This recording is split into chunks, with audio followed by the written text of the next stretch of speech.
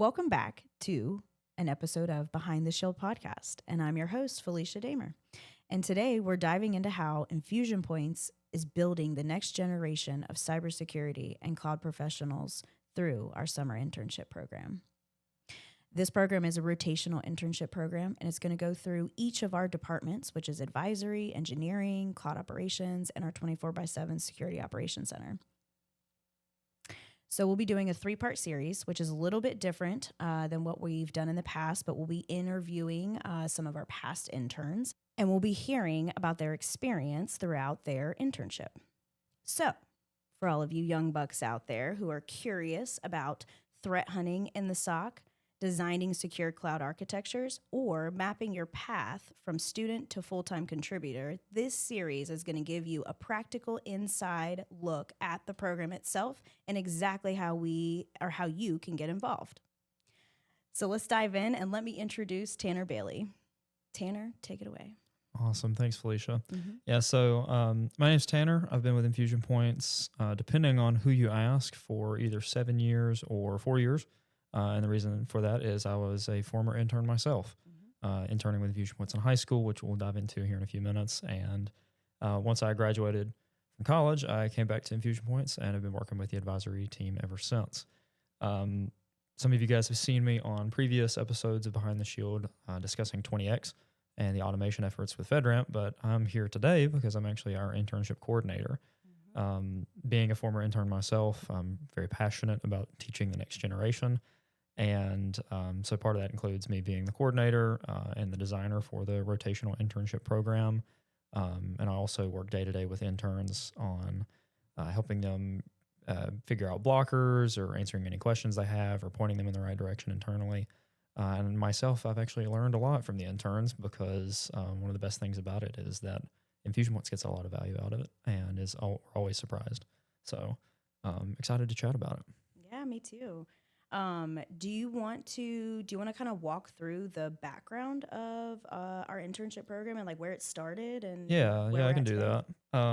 So, like I mentioned, I was a high school intern, which is very different from the rotational internship program. Again, we'll talk about that structure here in a few minutes. Yeah. But so, the way that it used to work with our internship programs is we worked through apprenticeships with high school students. So for example, I was a security operations intern, and so I worked in the SOC during my senior year of high school. It was for my first period and second periods for my spring semester. And so what I did was I basically worked on tickets. At the time we weren't quite as automated yet, so there's been a lot of improvements to the ticketing process. But at the time, we needed folks to do a lot of tickets by hand and notify customers whenever there were high tickets.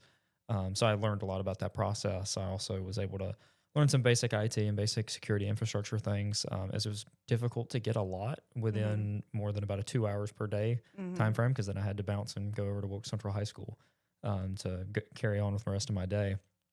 So that's how the internship program used to be structured. We then transferred into working with Wilkes Community College, which is about 15 minutes from here, give or take. Yeah, no. And that was really important because we were able to basically help Wilkes Community College get a direct line from education for their students to employment after the fact.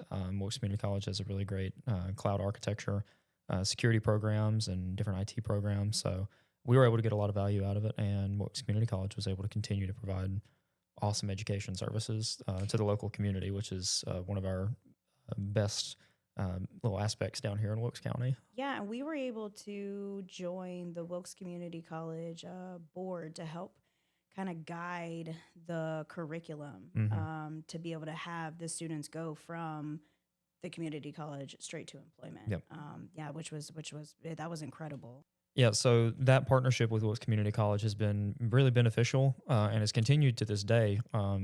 Most recently we actually did our hackathon on site at Wilkes Community College right after their semester ended. We've got the partnership with Wilkes Community College, so they're the college interns that we had directly with their programs from education into employment. Before that, we had the high school internships. So that's really the history of our internship program, the old guard, if you will. And the new guard was actually born out of a conversation that you and I had with Gary, where I had some ideas, and they were very much in their infancy. And Gary said, "I love it. Run with it and make it your own." I was like, "Okay, I guess I'll make it my own." Yep, you raised your hand and Which gave I'm not that. really sure why I'm surprised. That's very Gary. That's very Infusion Very much Points. so. So yeah, we can get into kind of our Q&A. Awesome. Well, let's dive in because that leads me directly into my first question about how is the program structured? Yeah. So, like you said, it's a rotational internship Mm-hmm. program. So the big key for us is getting each of the interns into different teams. Mm-hmm. So for context for everybody, we have a advisory team, which is the team I'm on. We also have cloud operations, engineering, security operations, and the key with each of those teams is we're all one full team, but everybody has day-to-day tasks that are different. But there's a lot of collaboration because on any of the customer environments that I help manage from a project management perspective, we have an engineering lead, we have a cloud ops lead. They always have a security operations point of contact. And of course, we've got an entire security operations team right over there behind that wall that is working 24/7. Mm-hmm. So because of that, there's a lot to understand as an intern, and the Yeah. best way that we can think to do that is to get them exposure in each of those teams. Throw them to the So wolves. yeah, exactly. Throw them to the wolves, or teach somebody to swim by throwing them in the deep end. Yep. It also just feels very us. Mm-hmm. So the way that it's structured is, we'll typically have like a couple weeks for onboarding. There's some, back office things from a training perspective Mm-hmm. that interns need to perform. And then we'll also move into our rotational period, which is phase 2, if you will, the meat and potatoes of the internship. And each of the interns will get exposure to advisory for a couple weeks, 2 to 3 weeks, then cloud operations and engineering, because we really pair those together since there's so much overlap and collaboration between those teams. It didn't make sense to split those up. Yeah. And then the security operations team. And it's not necessarily in that order. We have multiple rotational interns per summer, so they'll be on some kind of rotation where one may start in advisory and then end in SecOps, or they may start in SecOps and end in advisory, or anywhere in between. So that's sort of the overall structure. At the end of it, there is about a 2-week period where they're wrapping up. Oftentimes they're transitioning from, maybe they're graduating that summer, or maybe they've already graduated and they're moving into full-time employment. We'll do our evaluations on interns at that point. And just to make it clear, it's a very competitive internship. Not everybody moves from internship to full-time employment. And that's for a number of factors. We've had amazing candidates we've unfortunately had to part ways with in the past, but they still provide an amazing value and we're able to get a lot of great experience. And it created a good network for them, absolutely. Because I'm still in communications with some of them, that didn't make it into the program just because of it's just we're a small company, so we can't bring everybody on. Yeah, and we always make it very clear to interns that, if for any reason, whether it's their decision or our decision not to move forward after the internship program, we're more than willing to be a resource or a reference. I know personally we had an intern that reached out to Jason Shropshire and I over email, shortly after we parted ways, and he's since worked with one of our partners. Yeah. I think for recent memory, since he left us, he's basically able to, take that experience and apply it elsewhere. So, it's a great program. We also offer some training alongside of it, which we'll talk about a little bit in the future questions. So, there's a lot to it. There is a lot to it. And I know, like, from the structure itself, a lot of the feedback that we have received from the interns is how they love the rotation. They love the to the point where our current employees wish that they could have gotten a rotation through each individual department of InfusionPoints, just to get that basis to where we are now going to be doing that for people who come on board. Is kind of mimicking that for our current employees and not just from a training for interns. Yeah, so that was one of the conversation topics at the hackathon. It was one of the presentations that we had on our presentation day was the team talking about cross training and cross team training about, like, hey, I need to have an idea of what the SOC is like, so maybe I'd work in the SOC for a week or whatever that ends up looking like. We're still trying to figure that out because we still got to deliver to customers. Yep, and it's still very new. And it's still very new. But some of the interns were involved with that hackathon working group, and their expertise and their experience was vital. Yeah, absolutely. Cool. Well, speaking of vital, beautiful transition, because my next question I have for you is, what makes InfusionPoints internship so valuable? Yeah, so I think I hinted on it a little bit in the previous, basically the introduction, but the key with the internship at InfusionPoints is that, you get the value that you put into it. Mm-hmm. And I think that also connects with how we've done really employment overall. You know, Gary, the example, I'm going to try not to throw our mics off here. Yeah, I know. But You know, with the internship restructuring or the new plan for the new guard, you know, internship program kind of is what it is today because of the fact that Gary said, hey, it's not going to become that unless you make it that. unless you make it, yeah. And that was really powerful for me. And, you know, I don't want to spoil some of the future episodes, but I know we've had some previous interns, especially that first rotational class, where it far exceeded expectations because we had interns basically set the bar. Yes, they did. And there's been, you know, some features, maybe specifically with Command Center, that were built out of interns' ideas and not full-time employees, where the interns said, we've got an idea, we'd love to run with it, and what are your thoughts? And, you know, definitely want Caleb and the rest of the interns to get into that, but it was a collaborative effort between engineering-focused interns and advisory-focused interns, and it ended up giving us a really good idea of how to move forward with those interns once they came on full-time. Absolutely. You know, you guys will meet Aiden in the future, but like Aiden and Caleb work together, and Aiden is one of our advisory team members now, and he actually was kind of the pitch person. He did the speaking and like actually gave the presentation to the team and to the rest of the Command Center team, whereas Caleb was very development focused, and he actually works on the Command Center team now and was able to implement this idea after they worked on it with some of the other interns from year one. So that's a little bit of a spoiler alert for the next call, but that's just an example of how putting into the internship, your effort is how you're going to get things out of it. And it also is a key performance indicator for us about what kind of employee you're going to be in the future. You know, if you see a question or you're more curious, that means you're paying attention, you're active listening.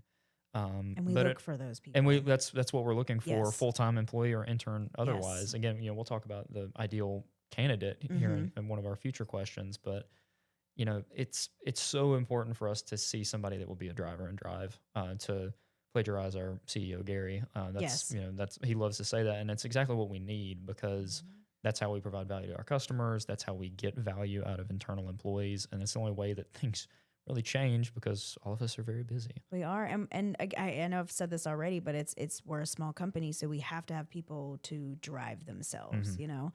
So, I love how this is going because this literally leads me into my next question as well on, okay, if you're driving, well, then tell me about how interns or not how, but what interns are doing on a day-to-day basis. Okay. Yeah. So, before we get into that, I did want to provide a little bit of context. So we're talking about the rotational internship, which is the typical path for our summer interns. Very true. But we have, depending on the candidate, we have candidates that come to us and they know what they want to be in.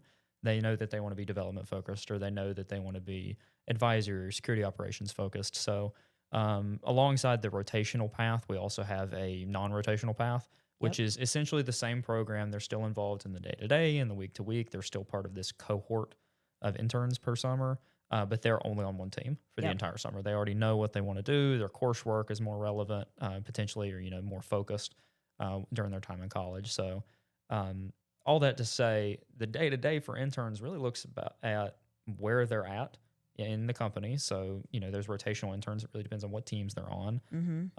And it also depends on a combination of other factors, including what InfusionPoints is working on. You know, for example, on the advisory side, we've had interns this past summer that we were working through some gap assessments and SSP development. And that just happened to be the projects we were working on at that time when the interns were getting started. And the interns were a vital part of helping us, you know, get that documentation taken care of. Not only did it give them valuable experience and expose them to the NIST controls for those FedRAMP documentation packages, but it also freed up time for some of our you know, more seasoned veterans to, you know, work with customers on customer success, or, you know, look ahead to the rest of the FedRAMP authorization process for that customer and their system.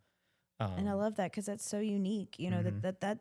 So also what you're saying is we're not just asking interns to come in and get coffee or be a paper pusher or any of that. That doesn't even remotely exist in our world. You're not the busy bee. You're not a busy bee. Yeah, not at all. You're actually a part of things that are affecting our clients on a day-to-day basis. Yeah, and that, you know, that extends to the other teams as well. You know, I speak on the advisory side from my personal perspective and my day-to-day, but the security operations team, those interns are working through the monthly security index reports that our customers are getting. They're actually helping build those and taking that over for our security operations analysts week to week. Obviously, they're supported and they have ride-alongs to learn those processes. But once the birdie's ready to leave the nest, we let them go. Let them go because we've got we've got before they're ready. processes. Yeah, exactly. We've got processes that are in place for QA to ensure that our customers are still getting the level of value that they're expecting. Of course, yeah. But we're able to build our team and build the next generation. So likewise, on the cloud operations and engineering side, whatever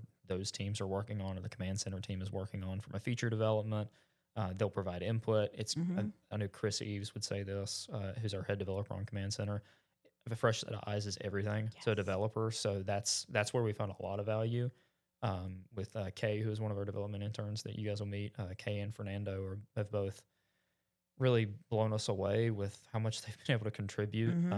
Kay on the command center side and Fernando very much on the 20X side. He and Riley and Finn have all been former interns that now work on the engineering team with 20X, which is the bleeding edge of our entire industry and the future of FedRAMP. So all that to say, I know there's a lot of stuff that if you're not familiar with FedRAMP, that's going to sound like foreign language Braille to you guys. Yeah. But I can't express how important that is for us, but also how exciting that is if you know the industry. So if you're looking for an internship that's exciting and it has anything to do with cloud security or cloud computing, please look into 20X and then rewatch this. Well, and also the exposure, like what you're getting at is that exposure. You don't get this type of exposure getting in front of the PMO, the FedRAMP PMO, getting in front of top agencies like GSA and sitting in front of them and showcasing our tool sets to the government as an intern. Like you don't get that type of exposure. So it's pretty incredible. Yep. Yeah. And then, on top of all the work that they're doing, I hate to describe overhead stuff as not work, but it's all the normal stuff they have to do as part of being an internship. They have we don't watch the clock, but they also still learn what submitting time is like in the corporate world. They learn basic skills of, communicating what they've been working on to like myself and you, Felisha, to say, this is what I've been working on. This is the value I'm providing, which is key in, whether they decide to move forward with us or not at the end of the internship, in being a good candidate or a good interviewer. Obviously, they go through an internship interview process to be a part of the internship. So they've already gained that valuable insight before they've joined. And they get access to the rest of the cohort, which is one of the things I think that I can't really even take credit for, because I think that was the first cohort really set the bar. They once really again, did, where it's saying, they got together and they would have like coffee. Yeah. It was a virtual coffee, obviously, but they have coffee every morning for like 15 minutes, and they helped unblock each other. They helped answer questions. Which was born out of our weekly stand-ups that we do with the interns. Well, we'll get together as cohort, and then myself and yourself as we're available, and just say, hey, what have you learned? What have you been working on? What context can you provide for the rest of the interns so they can learn? Yeah. And it helps them have notes so they can build their resume, that they have something over time, because they're drinking from a fire hose every single day. We're all drinking from a fire hose every single day, but the interns... We've just been doing it for a little bit longer. That's about all. They're... I remember it's like the joke my friend told me in college, where he felt on the drum line, he was learning all the music his freshman year, and he said, I feel like I'm trying to put a 50 caliber bullet in a 9mm. Oh, God. And he was like, that's how my mind feels right now. It's just not computing, but we're making it. And that's exactly how the interns feel. Yeah. Oh, 100%. I'm sure it's probably even worse, especially with the acronym soup that we always talk about. Lord, yeah. Okay, so are there any prerequisites to joining the internship program? So yes and no. We do highly recommend, any kind of cloud computing expertise that you've got, or any relevant certifications. We do have a prerequisite that interns are AWS Cloud Practitioner trained. Right. And for context, that's a AWS certification. It's really their level 1 certification in layman's terms. But it gives you a very fundamental look at each of the major AWS services and kind of how AWS operates. Yeah. Specifically that customer responsibility model that they've got. But also it helps you just understand some of that word soup, or the acronym soup that we talk about. Gives you that foundation. It gives you a foundation to try to at least somewhat follow a conversation between Infusion Points Exactly. or cloud computing professionals, because we move a mile a minute. Yep. So, and what we mean by cloud practitioner trained is we're not necessarily expecting interns or potential interns to have taken the cloud practitioner exam ahead of time. As we know, everybody's from different backgrounds, and exams Money can could be be an expensive. issue. Money Yeah, can be they're an issue, or expensive. exams can be expensive. We encourage it, of course, We do, but we obviously encourage it, and we have, Al from our partners team is always on the lookout for like coupon codes for our internal employees. Yeah. But he has insight into promotions that are going around, and AWS has always got promotions. So look at AWS's website, look at other some of our partners or our competitors. There's always promotions going around for exam vouchers and that kind of stuff. So there are options out there, but like I said, it's not a requirement that you get the exam. And the reason that it is a prereq to be trained in that and showing some sort of expertise, whether that's say an online course, certificate that you've gone through a course, is because during your internship you actually train for solutions architect. Right. And solutions architect is that that second level of basically the deeper version of cloud practitioner, where it dives into the services more fully and dives into to many other services as well. With the exception of our security operations interns. I mentioned earlier that we've got some interns that aren't on the rotational path because they are a little bit more targeted, a little bit more directional in where they want to go.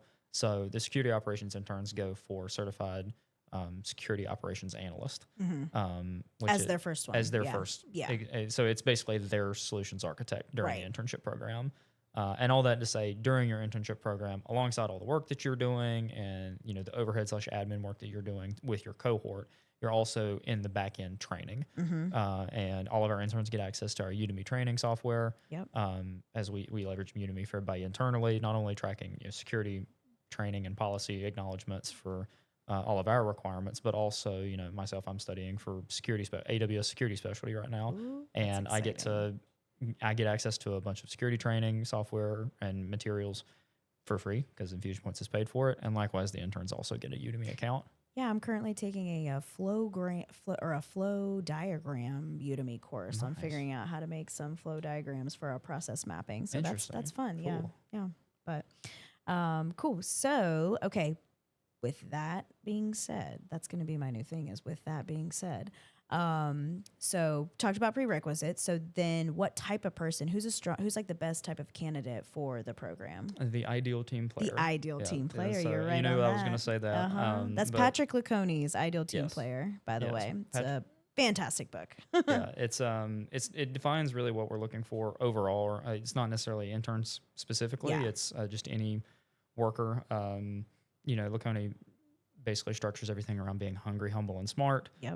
Which that is pretty self-explanatory. You're humble in the fact that you can work as a team. You want to be where you're most valuable. You lack that excessive ego. That's a huge one that I always point out for the humble piece. Yeah, and it also speaks to soft skills. Humility is something that's very important for customer success. And we're all salesmen here, even if people don't work in sales day to day. We don't have a sales team. No, we don't. And our customer relationships are key. So getting an intern that has those soft skills, that is humble and doesn't have that ego, like you said, is key for us. Hungry being the second part, and that's what I talked about. You have to bring value to your own internship. Yes. And be a driver and drive. And then smart is a combination of both. It's being you're smart. You're able to. You just have a natural inclination to picking up things from a cloud perspective. You're also teachable. You can learn. You're willing to read, to dive into things. But then again, the soft skills, being smart, emotional intelligence is massive for us. Like I said, customer success, reading the room, being, not even from a sales perspective, but in making a customer feel heard. I think of the complicated FedRAMP authorization process or the DoD authorization process. I have to be able to answer questions that customers have and kind of know where they're coming from. Same thing goes for our security operations team. If there's a breach that they're helping a new customer with that just called us because they've got a breach and they want to work with us to get it figured out, they're panicking. Their world's falling apart. So you got to be calm, cool, collective. Our security operations analysts might be the stereotypical, guys behind the chair, but they also have to be human. Yes. So that's what we're looking for. Obviously, any relevant cloud computing experience, or if you're looking towards the development side of things, your coding experience, especially with things like Terraform, infrastructure as code, or AWS experience. That's the kind of stuff we're looking for as well. But you also can't get a degree in government compliance and security authorization Yeah. mandates. No, there's no NIST. No. There's no NIST diploma, Right. I guess I should say. So we're not expecting people to come in like you've been in the space for. There's no 5 years of relevant experience beforehand. Yeah, because this is all teachable. All mhm. of this is teachable. It's complicated, yes, but it is teachable. So Yeah. come in with that open mind and be a sponge. You Yeah. can be Well, successful. and you guys, and this goes to other folks you've already seen on the podcast, like Mike. Yeah. Mike is, former law enforcement officer, Right.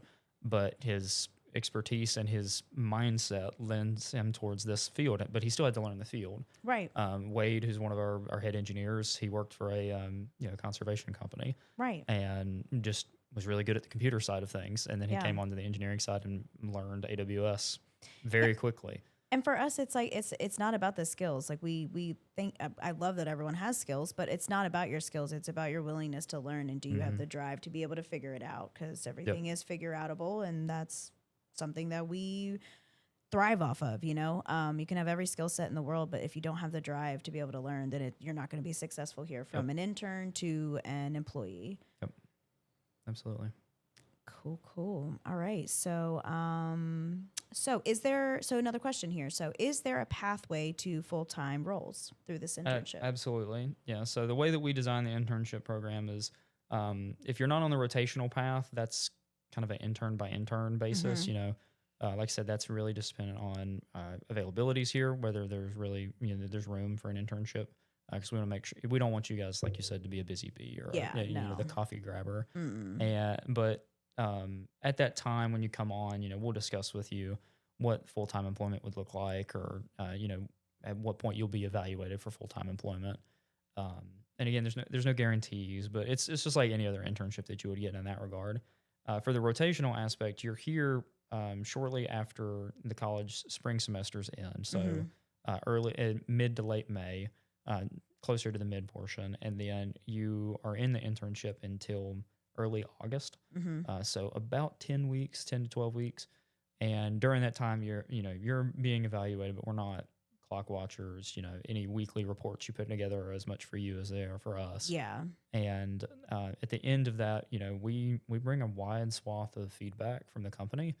Oftentimes because you and I don't get to work directly with the interns quite as much as, security operations intern, we're going to get somebody's expertise like Eric's from the SOC, or Nathan, Jeremy or Chad, because they really know what they're looking for in a SOC intern more than we are.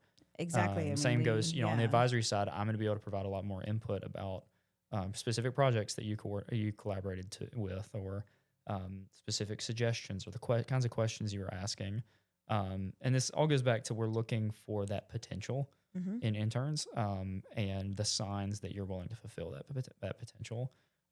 We're not expecting you to come out of the internship with the skills of someone that's been here 2 years or anything like that. So there's still a lot of investment that we make. We still make investments in all of our full-time employees. So there's definitely a path towards full-time employment. You're not guaranteed one as you come into the internship. But I think that's one of the things that provides a lot of value to our internship, is, we are the company for everyone, or for anyone, but we're not necessarily the company for everyone. And interns, like I said, it's not always that an intern ends up choosing us, just because their path is meant for something else. Yeah.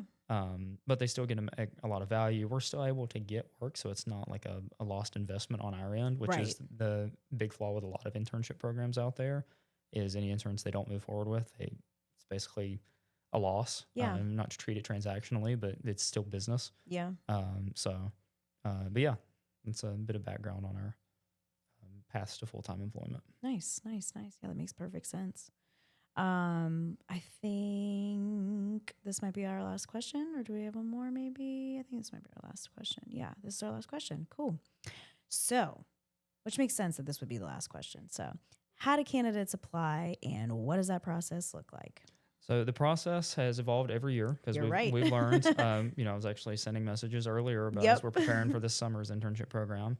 But the process for applying is pretty straightforward. Check out our website. We've got I believe it's careers, or it's internships at infusionpoints.com or something very close to that. That email, yeah, internships at infusionpoints.com is the email. And then the website is infusionpoints.com/careers. /careers. And then you'll see the internship link at the bottom. Yep. So we're accepting applications at this point. We'll be making decisions closer to the internship program, as there's a couple of in-person, recruitment events that we'll go to at some of the colleges that are local. Can we plug that really quick? Absolutely. So we're going to be at App State January 28th for their career fair day. And then we will also be at App State again for their Cyber Summit. So we'll be there for both of those events. And Cyber Summit is in early April. April 9th and 10th. 9th and 10th. Yeah. I won't be at the 9th because that's a women's and women in tech event. The so dinner clearly I before, won't be there. But we'll be there. We'll have all the girls. And it's not just for women, because Gary ended up going last year because I had COVID. But they'll have all the girls going to Women in Tech. So from our interns to our marketing side, to our back office side, to I said engineering side. Yeah. So we'll have everybody from there being able to go to the Women in Tech. So we'll be at those events. And then we'll have a large team at on the 10th at the actual summit. We'll have a booth there as well. So feel free to just come learn about us. Even we'll if you're be not sponsoring their social hour for the. So if you're a college student and you're of age, you can come get a drink on us. Very true. But also, we'll be there with a pretty large team that will include myself as well as a lot of former interns that are now full-time employees. Yeah. So that's great to come get, experience. But it also will I don't think we've made this final decision yet, but it most likely will be our last deadline for submitting resumes and applications, as we will be just over a month away from the internship beginning. So we highly recommend getting your resumes in earlier than that and just coming by and saying, hey, but if it slips your mind or, you realize, last second you do want to apply, then let us know. We'll be there. Exactly. And there's a lot of people there, so come early. Yes, there is. It's pretty intense, which is why we end up bringing so many people, so we can try to speak to as many people as possible. Cool. So let's dive into some fun questions. Okay. Some things that have nothing to do with nothing besides just getting to know each other a little bit better. So I'll ask you, and then you can ask me. Okay. So I'm gonna ask you first. So what is your favorite pizza chain? I probably would have to say I do like Village Inn for anybody that's local to here. Village Inn is really good. They're just a pizzeria buffet.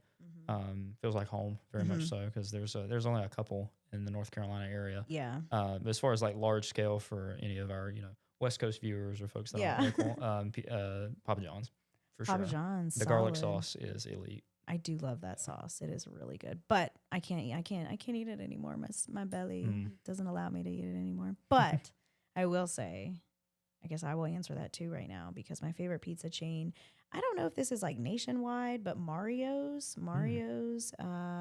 pizza has definitely become my favorite pizza chain. But if we're talking mass scale, like, I'm also gonna have to agree, Papa John's is definitely superior. Better ingredients, better pizza. Papa John's. All right, cool. So next question is then, if you could travel anywhere in the world, where would you go? Well, I kind of cheating, but I would go somewhere I've already been. I went to Israel a couple of summers ago. Amazing. Yeah. So it was a pilgrimage with my church, and you really enjoyed it. But my wife and I, at the time, she was not my wife. We were dating, and it was only 4 or 5 months in, so it was a little serious of a trip to ask her to go on. But I'd love to go back with her once things die down there a little bit and it gets a little bit more safe. Yeah. Well, I'm gonna shake it up. What about somewhere you've never been? Somewhere I've never been. I know the accent might throw some people off, but I am a bit of an anime enjoyer. So I would love to go to Tokyo, specifically Shibuya Square. Yeah. Just because I think Japanese culture is pretty cool. And obviously anime merch would be pretty awesome if it came from Tokyo. That would be really cool. That's definitely cool. So I'd love to go to all of those. But I think for me, so a place that I would love to go, I want to go everywhere. I literally that's a bucket list thing. I want to go everywhere that I am allowed to go. But I'm going to say Greece. I'm going to say Greece, because Greece is a place that's always been on a bucket list that I want to see, I want to experience. We're going to go with Greece. Okay, nice. My wife would love to go to Greece. Yeah, it's so beautiful. All the pictures and stuff that I see from all of my friends that have traveled there, I'm like, I need to be there. I want to be in those white buildings with the blue tops and like looking over and looking at the water. You could do a Meryl Streep impression. Start singing Mamma Mia. Oh, I could definitely do that. Okay, cool. Well, I think that wraps us up. If you guys want to reach out to us about the internship program, don't forget to email us at internships. I went through careers to, but yeah, internships at InfusionPoints.com. Submit your resume. We read them. We go through each one of them. It's a long process and a very hard process, but reach out to us. And please, hit us up on LinkedIn. Oh gosh, feedback and that. Good plug. That being forward and showing initiative is very important. Yeah, send us messages because send us messages if you have questions about how to structure your resume towards the internship. All that initiative is key to us making decisions. Yeah, I always say we're an education-based company.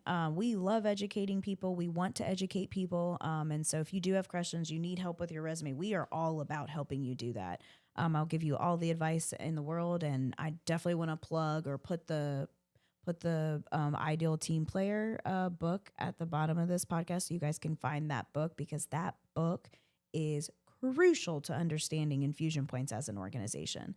There's a whole list of other books that I'm not going to get into right now, but that one is definitely crucial for you to be successful here. I'll mention A Better Way as well. A Better Way is also, or Another Way. Another way. Excuse me, not A Better Way. Another Way. Don't even get me started on Another Way right now. I've not finished Another Way yet, but I will soon. I just finished it a couple weeks ago. Did you just? Oh my gosh, I learned so much in that book. Anyways, thanks guys for tuning in today. We appreciate you, and cheers. Awesome. Thanks, y'all.